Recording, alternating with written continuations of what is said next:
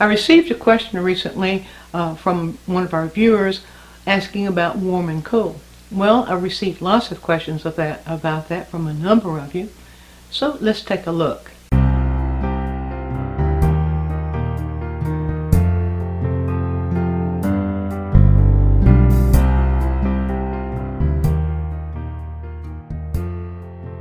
So we got this one request, and I'll read it verbatim so that you can see what this person wants to know.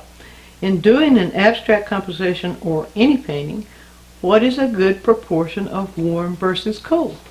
Well, I thought this is a good chance to show you how the masters use that concept rather than my explaining it to you.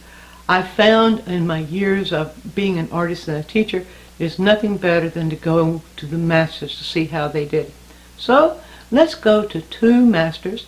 One that we all recognize as a master realist painter, Richard Schmid, and another who we all recognize as a master abstract painter, and that is Wassily Kandinsky.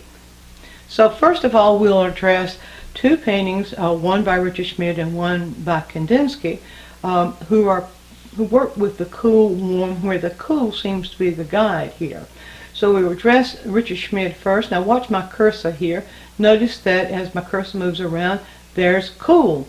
And then within all that large cool area, there's this little bit of warm around the building, the shadows in the trees. And then as we move on around and we move down, let our eyes move down, we see that he's actually worked kind of warm and cool in the rocks.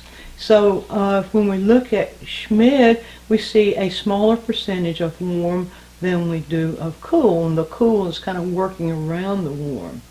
Then we go over and take a look at Kandinsky. Now look what he's done there. He's using the cool to guide us through, and as we guide through, we see the cool, cool, cool. And we see on either side of the cool colors there, on either side we see those large areas of warm, and yet we feel that cool guiding our eye. You see as we move, it's letting the cursor kind of go with those cool shapes here as we are moving around that painting, so that you can kind of see what it's doing to your eye as you're looking at it.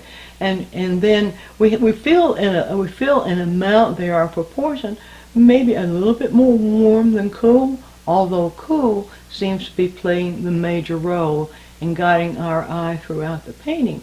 So maybe proportion is not so important as how the temperature is used in a painting. There we go. Here we have another example, same two artists.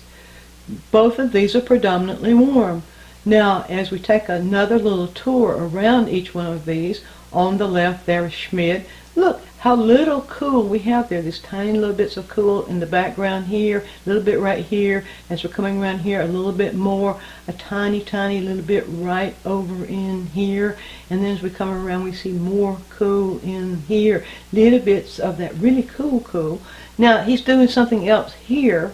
And we see the green. The green kind of feels a little bit warm in some places. See, as we move around here, and cooler in other places.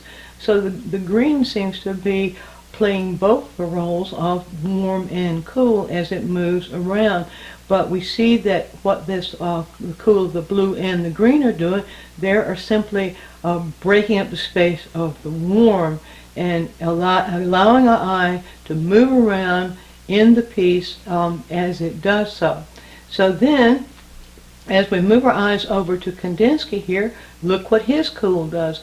Doesn't his cool do something the very same thing? Predominantly warm, not just little bits of cool color intersecting there, interfering or guiding our eye. Not interfering so much as guiding our eye as our eye moves around the piece, or as we look at the piece. A little warmer right in there, but still on the cool side. Just a little bit of cool here, a little bit of cool there, but still cool. Another, I want you to notice here how your eye just sort of circles around the piece because of the way that cool color is arranged. And yet, if you look over on, we do the same thing over on Schmid's. The eye kind of moves in a triangular motion. I just showed you there.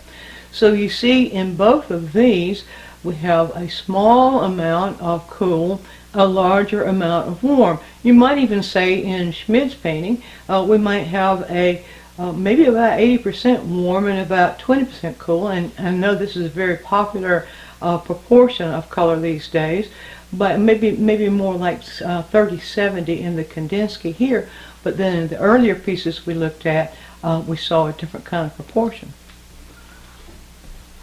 So the answer to the question is not so much what is a good proportion, but that you have an unequal proportion, and that the proportion is used to guide the eye throughout the painting. So if you have a painting that's predominantly warm, you'll use your cool colors, you'll place the cool colors so that they actually guide the eye through the painting. And if you want it 80-20, that might work well for one interpretation, but if you wanted it 60-40, that might work well for another. So I would say go continue to look at other masters, as I've shown you how to do here, and look at how they did it. And what you'll find is that what's important is not to use a 50-50 portion of cool to warm, but vary that somewhat, but it can be as close as 60-40. Now, if you found this quick tip helpful, you might also find our full-length video lessons helpful. Go to DianneMize.com and give it a try. And also, if you have something you would like for me to take a look at or discuss or to show you how to do, drop us a comment right down the bottom here and let us know.